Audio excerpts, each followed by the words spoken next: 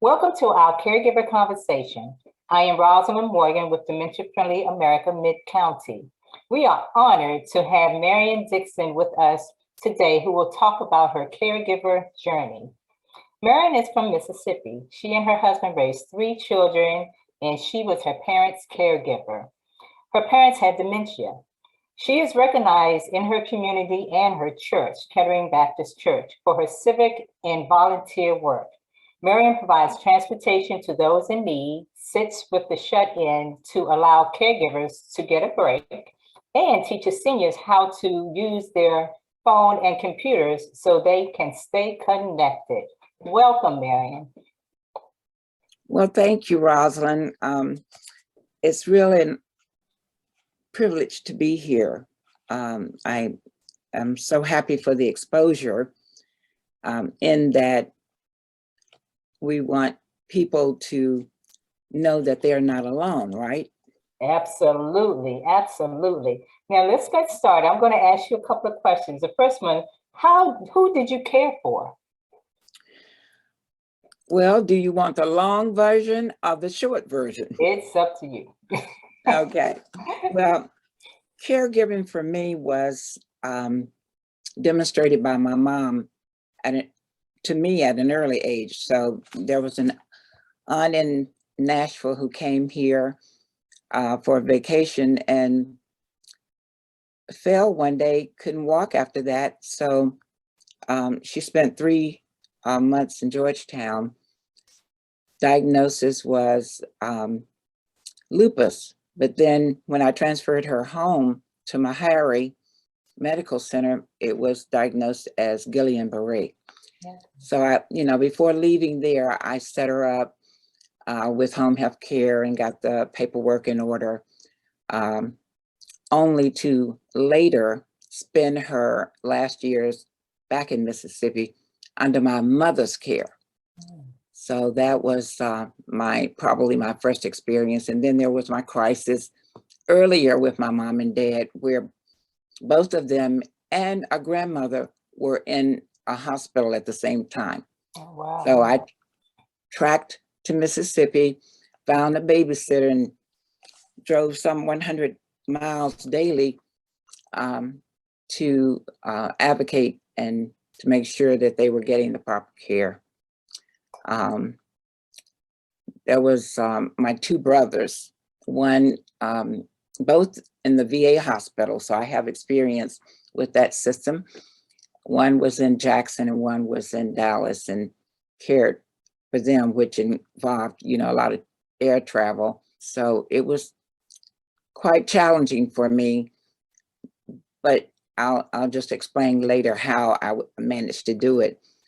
Then there was this young lady with 2 small children who lived in Baltimore, but she was convalescent in the Golden Oak facility in Laurel with multiple sclerosis. Oh. So her illness accelerated so quickly, the stay was short-lived. I met her mother at the park one day and we began to talk about her. So she asked me if I would go visit Gloria, and Gloria became one of my weekly trips there. And I just remember that she was so restricted, loss of vision. She couldn't really speak well, but Gloria wanted to go to see her, well, actually visit her sons who lived with their other grandmother.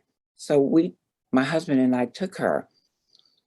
And I remember that he picked her up and threw her over his shoulder and walked up several stairs to the front door. Wow. It was a successful trip. Gloria was really pleased. And she looked so beautiful because we had gone shopping previously to get her a dress, and she picked out a red dress that she wore there. Oh. So that was a trip that I will always remember because it brought her so much joy. Gloria's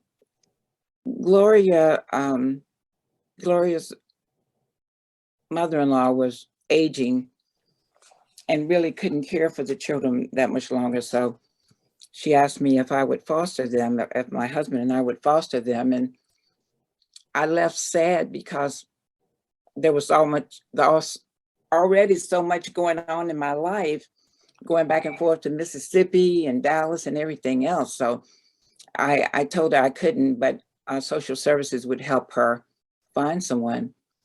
There was a godchild who we kept for months. We saw him take his first steps and introduced him to Christ because his mom and dad were incarcerated several times. So that became a regular for a few years.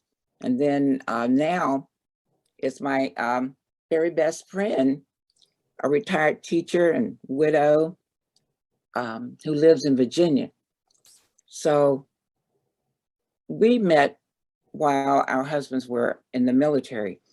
And because I can navigate the military healthcare system, you know, it's across the river, but I still go because I help to provide services like the doctor appointments. I assist the niece who is the main caregiver for my best friend. So she's a real survivor. Oh, awesome. Okay, great, great. Yeah, you've been doing a lot. My. Now, another question. Do you have a support system? Mhm. Oh, I have a real big brother, and his name is Jesus. Amen. Because I'm telling you, there is no way, and I don't see how anyone could do it without him. You see, I looked at all of my assignments as just that, assignments. Mhm. And I knew that if I was asked to do it, he would provide the way and the resources to do it. So first and foremost, I was blessed because my parents had medical care before leaving Mississippi. They were already somewhat diagnosed and on Aricept, the prominent drug for dementia patients now. And in addition to that, when we moved here, I already had a family practice doctor who would finally give them the diagnosis and then provide excellent health care for them as well. Right. Then there was Helping Hands Very in Capitol familiar. Heights.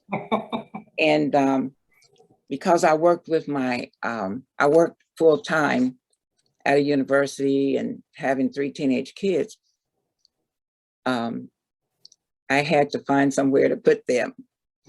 So they provided the transportation, and that worked out really well until one day my husband had a massive stroke, and he was in the specialty healthcare center over on the campus of Prince George's Hospital.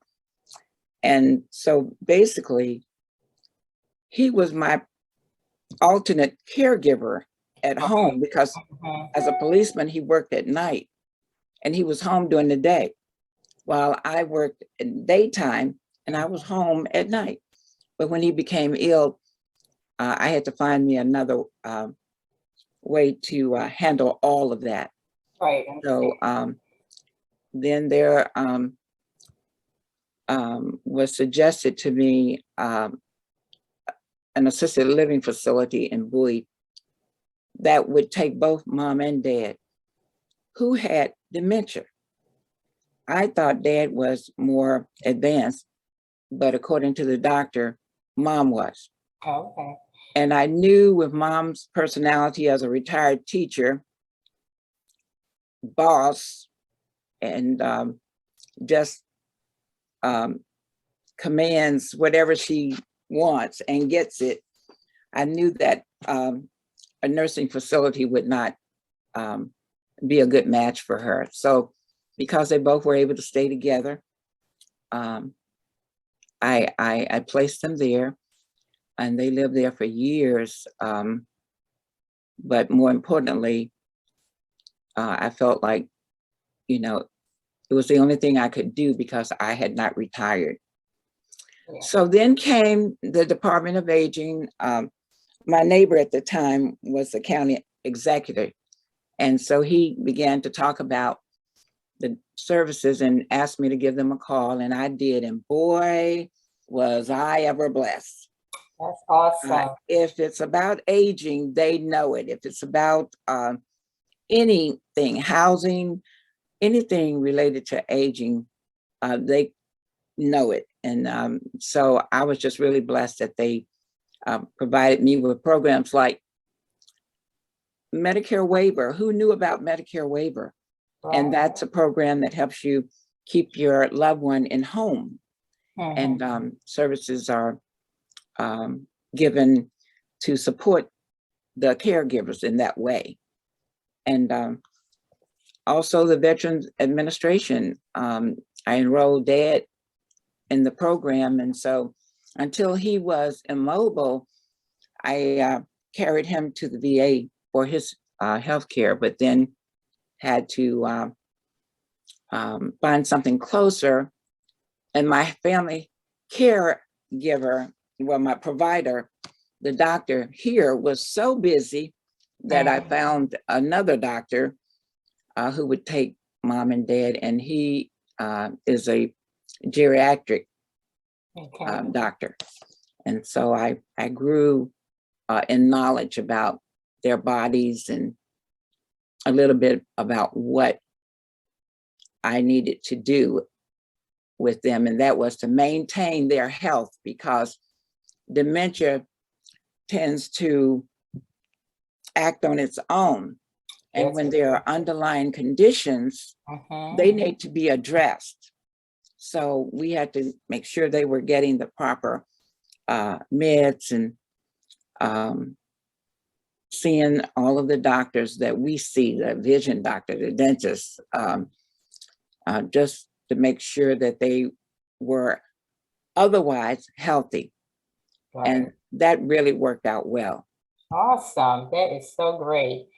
Now, our next question is, what are some of the challenges that you face as a caregiver? Oh my goodness. I know you can attest to many of the ones that I have had because you've been there. Yes, absolutely. And I did read your book, and I just had to laugh because you wrote my story. Oh my. Some of the challenges at first was deciding with my family, who were also big supporters of this, teenagers and my husband, deciding the right choice for them. Should I keep them home in Mississippi, or should I bring them here? Right. But when I found out that Prince George's County, to me, is the Rolls Royce of senior care, I decided to bring them here. And I'm so happy. I never regretted that. Right. I never regretted that. So things were in different pieces during that time. Nothing was centralized. The Department of Aging would come later, but I had to get them here. And where do I start? So again, with the family practice doctor who gave them the final diagnosis, and things just started coming together because my prayer was that God would place people in my path that would help me. And he did. And boy, I'm telling you, I've just been so blessed, and I've been so impressed with the services in the county that I just want to tell everybody about them. So if I run into anybody, in public, in the grocery store or anything, and I see them assisting an elder person, I immediately start the conversation. Awesome. Awesome. And so I did find out the different programs here in the county, which really helped. The challenges for me was finding good in-home health care Okay. at a cost that my parents could afford, because they had retirements, and I just had to make sure I stayed within the budget when I was able to interview persons. And I went through at least 14 in-home care nurses before I found somebody who was a match.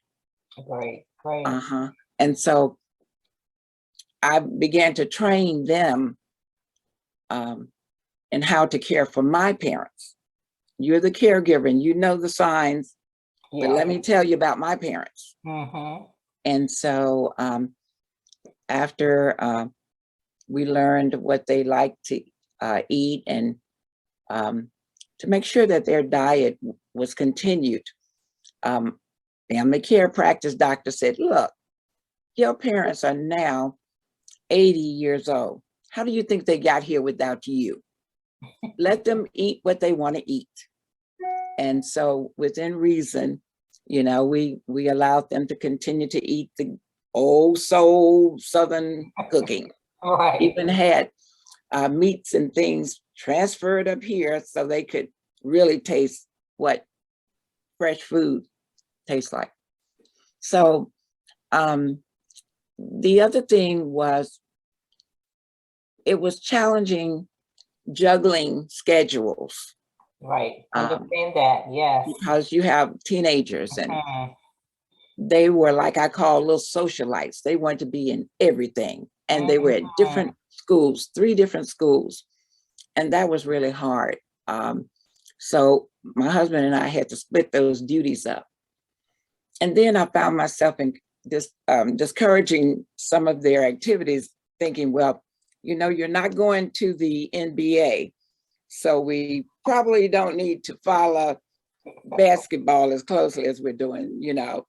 And my daughter, I was really glad, I hope she's listening, I was really glad when she was not accepted for cheerleader, because I knew what that looked like from neighbors, and I just couldn't fit it in my schedule. So I really appreciate the sacrifices that my family, my children made in order to make a safe place for my parents to live, and ultimately a place where they would call home their last home. Right, right. All right, very good. Now, how do you plan to make time for yourself while caregiving? Okay, since my my major care giving is across the river in Virginia, I sort of have more time now, because her caregiver actually hired a nurse to sit with her. So when I go, it's not a whole day, it's just a half a day or 4 hours before the traffic began. But I've enrolled in some park and planning activities. Awesome. Prince George's College, Prince George's Community College bowling class. Great. And I'm real proud when I get 100. When my score is 100, I'm really proud. Awesome. So I also started water aerobics, but until the pool reopens, we're kind of delayed with that. Right. But I do a lot of handcrafts, you name it. I do it: crochet, knitting, embroidery, cricket maker. You got to get one, Rosalind. Okay, well, my daughter has one, and she's teaching me how to do things, because she does a lot of I love it. Stuff. I really love it. I think it's a business there somewhere. Yeah. I'm just really peculiar, and I don't do well when I make something for somebody and say, well, can you make that a little bigger and can you do that? This is a gift. This is Right. what you get. I got you. Yeah, so I play the piano and that's really good therapy. And then Awesome.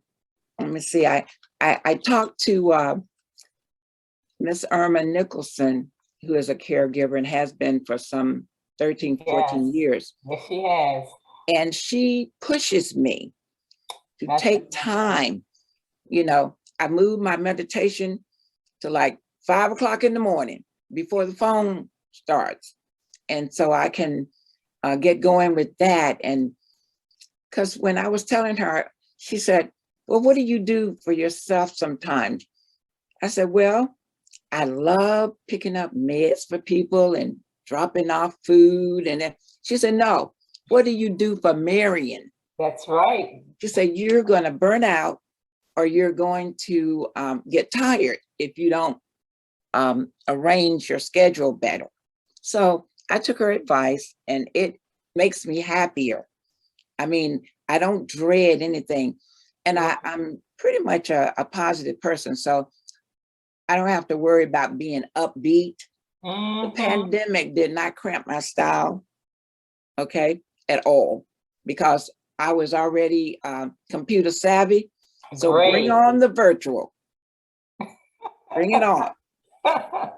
I even play checkers FaceTime with my granddaughter. That is fantastic. Yeah, I Oh think my that is goodness. wonderful. That is wonderful. Look, you are definitely doing it. That is great. Now, next thing, how do you plan to maintain or improve your own physical and mental health? That's a good question because during COVID, I volunteered at registration site and I was on my, I was standing the entire day. Over a period of a month, I inserted my leg, so I'm still in PT. Okay. Because I began to get pain as a result of arthritis. There's nothing you can do about arthritis, but That's the true. idea is to just keep it moving. So I plan to continue to keep it moving. Walking is routine for me. That's great. Before my injury, I'll call it, self-inflicted injury, I actually walked 6 miles with some of the neighbors. That's great. And so now I was told, oh, you're limited to two, I said 6 hours, it's 6 miles. If I said 6 hours, it's 6 miles. And now I'm limited to 2 miles. But I get it in, even if I have to go to some of the warehouses and I get it in, go to some of the malls, I get it in. Good for you. And so mentally, to me, that's a spiritual thing because the head should rule the body. And so if you can get that in your head that, you know, your strength is not your own and you're using the source of strength, then you know your limitations. You can't worry about what you can't change. I get disappointed sometimes about what I see when I take my best friend to her appointments, because a lot of your doctors now don't pair that treatment, that dementia treatment, with the physical. Right. And I get really concerned that the best they can share with me is they had a grandfather who lived in the country and he kept repeating his questions. I need for you to tell me more than that. I need for you to see some of the things I'm trying to tell you about that look like to me, your practice should include these kinds of suggestions or recommendations. And that is so true. Yes, a Yeah, lot of but doctors if it talk. wasn't for, you know, outreach, community outreach organizations like Picket Fences, for example, Mhm. I was so pleased to find out that Picket Fences was actively sharing information about memory loss. Yes. And they came to our church, Kettering, Mhm. and there was so much information that, you know, we gathered from that. So in addition to that, they brought a clinically approved test that they gave to each one who was willing to do it, Mhm. and they scored it. And what are Awesome. we going to do with this paper? Well, you take it to your doctor, and he uses it as a baseline for your dementia. So Correct. if I go there tomorrow and I'm popping and I can name all the four-legged animals in 2 seconds, you know, then next year, if I can't, I'm popping a little bit with one hand, but I Yeah. can't tell him any more than four-legged Mhm. animals, then he sees a decline. He sees it correct. Correct. So I think Mhm. that is a test that should be a part of the physical, that Social Security requires. I think there are a few questions that all doctors have to ask. Yes. Then they should include the memory testing, Mhm. and they should pay for it. Yes. Amen to that. Totally agree. Now, my next one is, what resources did you find useful on your caregiving journey? I know you've talked about several of them, but Department of Aging and are there any others? Well, you know, the resources that were really helpful were the ones who were caregivers, the Okay, individuals themselves. great. I learned so much from listening to people talk about their loved ones' behavior. Mm-hmm. They gave me insight on how to treat them. So, say for example, my loved one is BFF is a retired teacher, teacher of the year, no doubt, in Virginia. Wow, wow. And right now, if she isn't doing something, she is getting into um, things like hiding stuff, and she closes the blinds, and she's always doing something. She's doing something that doesn't amount to anything. So, you know, I learned that the coloring books Yes. are good for them Mhm. because they can, well, with my BFF, she still recognizes color and she can still read.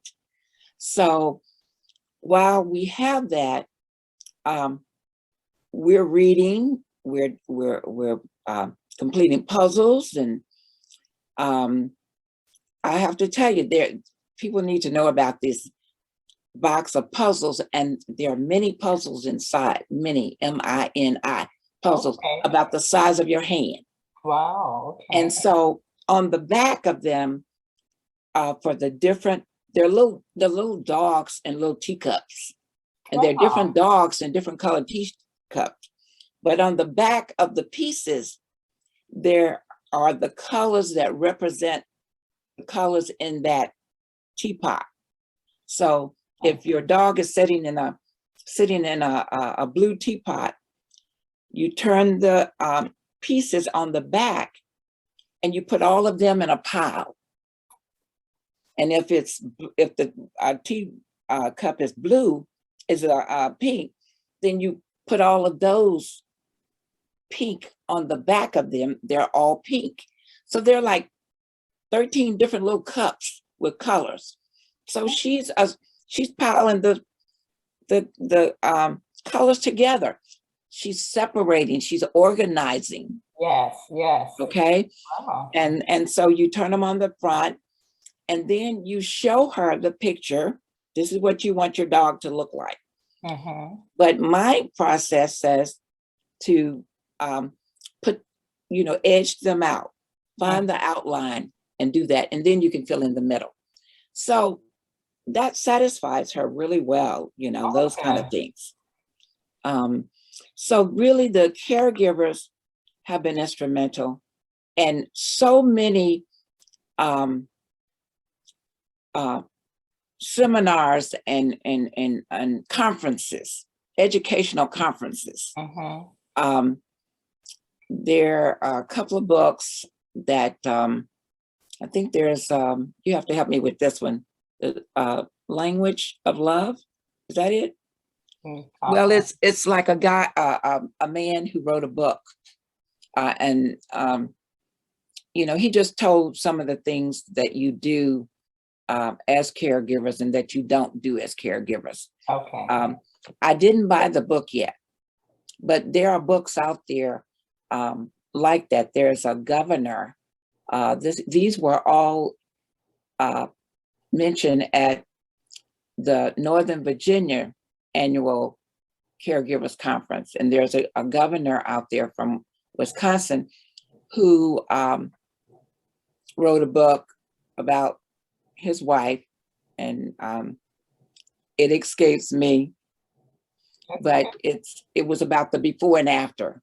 Right. And so he got the notes from his wife, who wrote them as she was progressing. Isn't that something? Wow. So that was something she was able to tell me, because I was never able to find out how does my mom and dad see themselves? Right. Correct. What kind of world do they see from within? I know what I see when I see them, but what do they see when they see me? Right. So it helps when you can talk to someone who's living with dementia, and they can tell you. I live in a senior community, and we have people who are walking around paying their own bills, catching the metro, living with dementia. That's scary to me. Yes. One day I was at the resort center, and a lady was walking around with a letter in her hand, and she said, "Can you take me to pay for my rent? I have to pay for my rent. Can you take me to a shopping center? I have to pay for my rent." I kind of figured something was not right, but I said, "Do you know where you're going? Do you know where the center is?" She said, "Well, yes, I know where it is. It's up there where the Lowe's is." So I said, "Okay, and this is the letter you want to give them?" She said, "Yes." Well, it had the name on it. And I went to that place right next to Lowe's, and she paid her rent. Okay. We came back home, and she explained to me that she was at one time catalog person in the Library of Congress. Okay. Wow. And she had a photostatic memory. But now she hesitates because she doesn't seem to have that as much as before. Right. But it really impressed me that she was not afraid, because, there is something that happens to them. Sometimes it's sundowning, when they get really afraid and confused, and about the same time of day it comes on. Yes, very familiar with sundowning. Okay, so they get afraid sometimes. And my mother was a lady of little stature, but she could move a bookcase in front of the patio. She could move the dresser in front of her bedroom door because she was afraid, she was insecure. They don't like to even feel like they're alone. Now you could be in another room and they can feel like you left them. Yes. I remember one time when my husband was sleeping during the day, I was in Virginia and my neighbor called me and said, you need to come home. Your parents are walking down the street. And when I asked them where they were going, they said, we're going home. Yep. So home is a fixation for them because it represents safety, security, food, all those things we associate with home. Yes. And so I said, can you just please talk to them? And if you can get them to walk back up to the house, I would appreciate it. I'm on my way. And so that worked out. That worked out. I was very happy the way that worked out. So, you know, mom and dad could tell me most of the times when they needed something, but then sometimes it just didn't make sense. Right. Yeah. It just didn't make sense that they would want some things that, what are you going to do with them? So, you know, okay, mom, I'm going to let you cook here. Come over and I'm going to stand with you while you cook. And I don't know why and how, but she was putting talcum powder on the eggs. And I'm like, well, okay, we're not going to eat those today. Right. But I mean, just little things like that, I can pass on to the next person. Correct. Absolutely. You know, the behaviors that I had, because nobody is the same. Absolutely. Nobody. There are some things in common, but depending on what they did in life and how they were treated in life, you know, I knew when my mother first got there, when she said, I want this, I want that, she had me jumping all over the place. And my family care doctor said to me, when are you going to become the parent? Because they're the children. They don't know when they're hungry. They don't know when they're cold or hot. And you're going to have that same instinct that you had when you were raising your babies. Because these are your babies. Absolutely. That is so, so true. Yes, they become the child and you become the parent. That is true. Thank you so much. And my final question is, what advice do you have for other caregivers on this journey? Oh, this is going to sound flippant. It's okay. But get over yourself is not about you. Amen. They're not to fit into your schedule.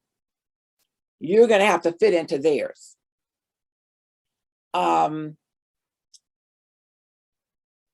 If you're used to supervising your office, that's going to look like a flip for you. So I would say, you know, like you may have mentioned in your book, you know, soft language. Yes.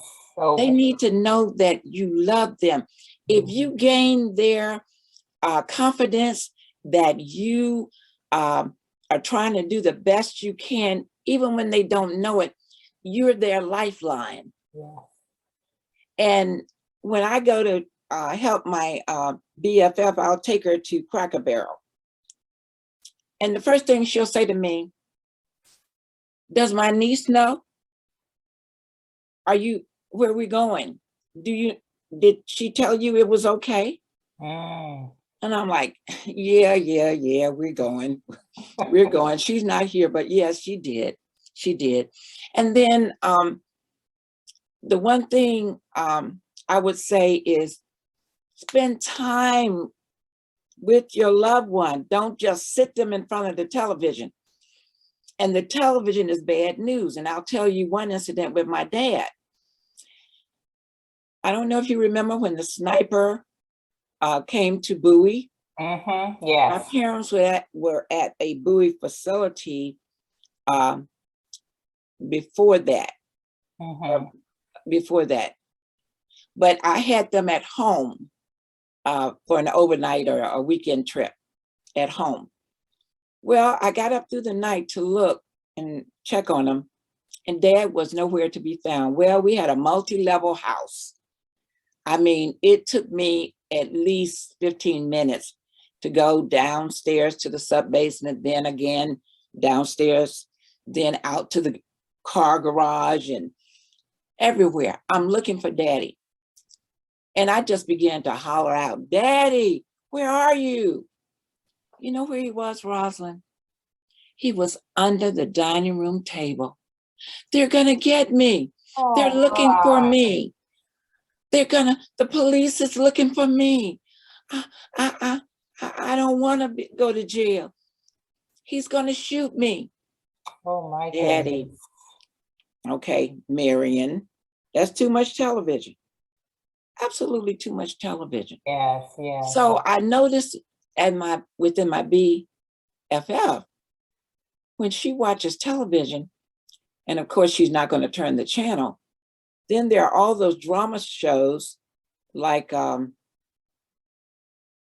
ones where they're finding out who the baby daddy is, and the girlfriend found this one and that one, and the language and all. Yes. That is nothing more than a license for them to copy that behavior. And if they were already on the fence about how to treat people and what to say, this will bring it out.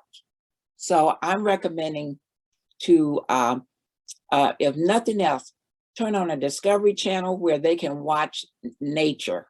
Yeah. Where they can see. Good idea. And because what you're actually witnessing is instinctive behavior that only God gives.